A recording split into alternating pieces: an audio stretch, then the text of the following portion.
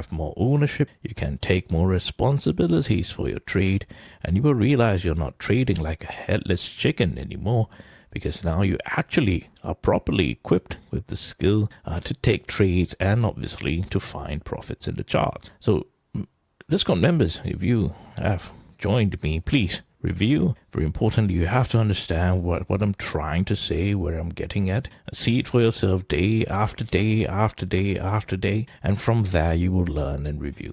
Very, very importantly, right? There are probably so many people who got trapped today, right? Firstly, the lack of knowledge to know when not to trade, right? And secondly, probably seeing all the large red candles and feeling extremely bearish for some reason, right? So even though we were under 5-day moving average, yes, but do you see what I teach you right there? This is so important. Understanding there was a support level here. You do not short until we break it, and obviously seeing the blue buyer appear, right? So these are things that you have to learn, and more importantly, not be following signal groups, please, right? Signal groups will truly ruin, right? So, but anyway, back to the charts.